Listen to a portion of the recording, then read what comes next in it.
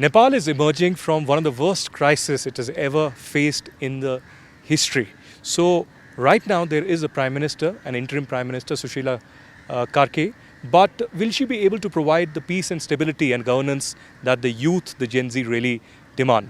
Joining me right now is the former Foreign Minister of Nepal, Narayan Prakash Saud, and he has been a senior leader of the Nepali Congress as well. Thank you very much, Mr. Saud, for joining us under such circumstances. But how do you react to this interim government that has been formed right now? Do you think the stability will come now? You already told that we are facing a great turmoil in our country, and the new generation, the Gen Z, is leading the protest here in Kathmandu. So now our president has already give a solution that with negotiation talk, although we are trying to stabilize this, and our new Prime Minister has been appointed, we hope that the basic demands of the Gen Z groups are already addressed, and they will accept this our constitution, and they will accept the constitution, and the country will return to the normalcy. They also want new generation has aspirations, they have feelings, and old generation political parties also should respond and honor their feelings, and they will accept this solution, and country will come to the peace and normalcy. Well, we came to know yesterday that there was a very hectic discussion that was underway at the Sheetal Nivas and also at the Jangi Adda, about the dissolving of the parliament. We were told that the president was not willing to dissolve the parliament, but Sushila Karki and many, Gen Zs really wanted that the parliament should be dissolved. So now, in the first cabinet meeting, the parliament has been dissolved, and it has been said that elections will happen in 6 months on the 5th of March 2026. Do you think these are the right steps, or what is your opinion? In Nepalese history, we have different experience that after dissolving the parliament, we couldn't, sometimes we couldn't succeed to hold the elections. Situation has been changed, political arena, political forces play differently. So in this moment, we were, from our party, we were thinking that if parliament will be sent to the hibernation, they will be parliament will be suspended, and then if in only the in necessary basis, when constitutional amendment or legalize the appointment of Prime Minister, in these cases it will active, and otherwise it will be suspended. Then if government will not succeed to hold the election, then people, the rule of the people will not be without representation. So we were trying that if the change will take place, it should be it should fulfill the aspiration and demand of the Gen Z group. But the parliament, this is the institution of people, and it's made by the constitutional provision. So if it will be continuing, it will be better. We were thinking that. After that, honorable president has give the different solutions, and our party has reacted that although this is not constitutional to nominating Prime Minister out of Parliament, it's not constitutional, but for the peace and for the peace of the country and the developing new situation in Nepal, if this government can get the country in peace and normalcy, and if they become success in holding the election in given date, it's their major responsibility. Then when new election will held and new government will formed, then we think political party will take it positively. All right. So we also saw 51 people dying in these protests. They were killed. Some from bullets, some from burn injuries, some from other clashes. We also saw very historic buildings being burnt and gutted and destroyed completely. For instance, the Sheetal Nivas, which was built in 1924. We also saw the parliament, the secretariat, Singh Darbar and many other. So how do you react to these killings and this destruction that has really happened, and what should happen now? Killing are never justified. These killing were brutal, and our party and we already have been condemned those killings, and I think government will form investigation teams, commissions, and who will be the responsible for these crimes. They will be punished through the legal institutions and legal way.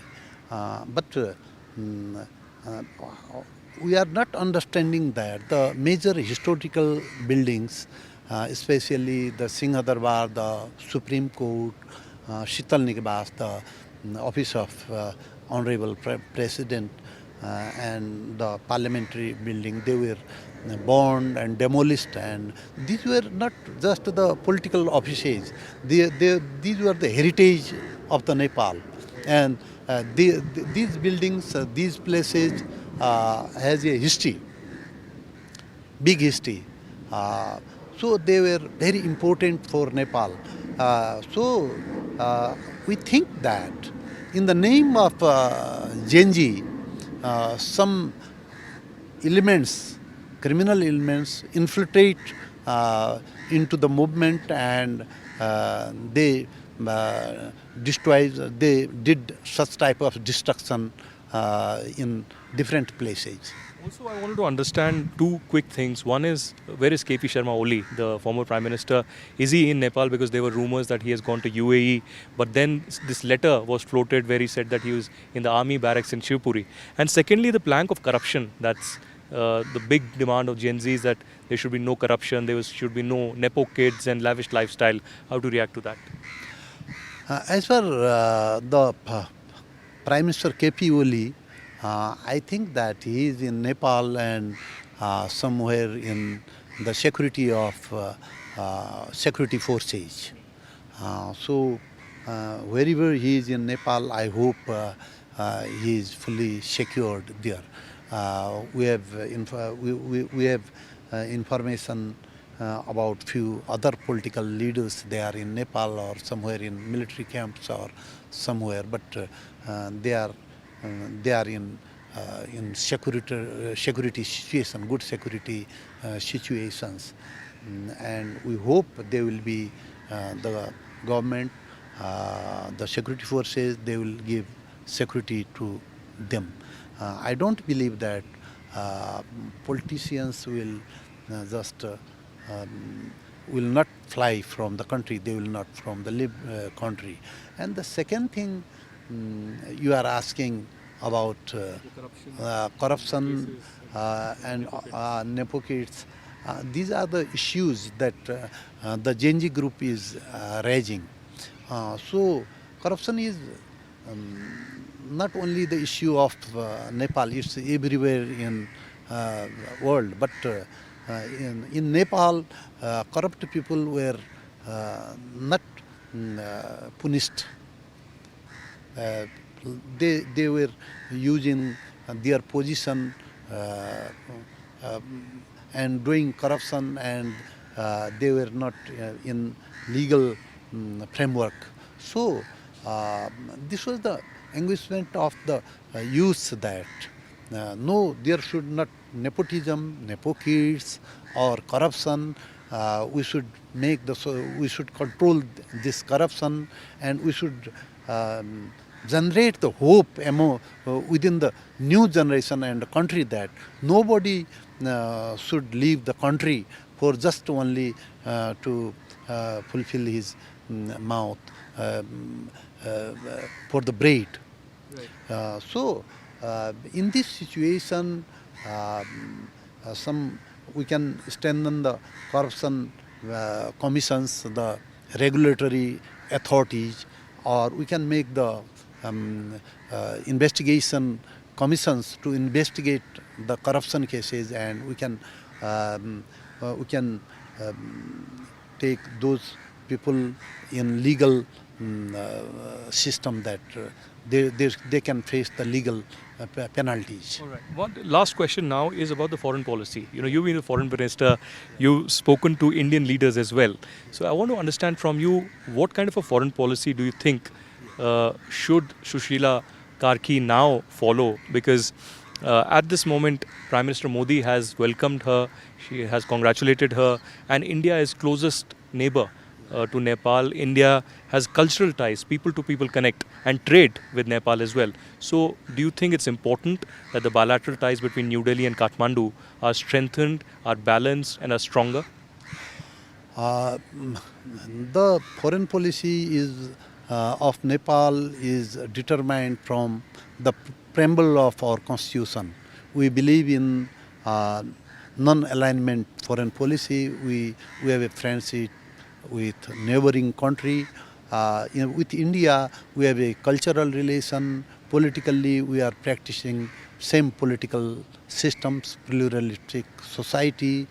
We have a fixed currency, and we have a two-third business also, trade with each other.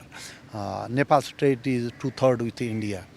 And India is only the easy gate to outside world through Nepal. So we should have to keep good relation with India, and with China also we should have keep good relations. China is our northern neighbor country. We share the Himalaya, and in our foreign policy we always assure China that we believe in one China policy, and we will not use our land to destabilize China, either India or China, or neighbors. We believe in friendship, but in practice, in mutual benefit, whatever possible, where we can have the mutual benefits with the neighboring country or third countries, important countries in the world, we have practiced these things in past. So in coming days also, the new Prime Minister should understand the geopolitical situation. We can't be the part of any international security alliance or something. We have already non-alignment foreign policy, and we always believe in good relation with our neighboring country.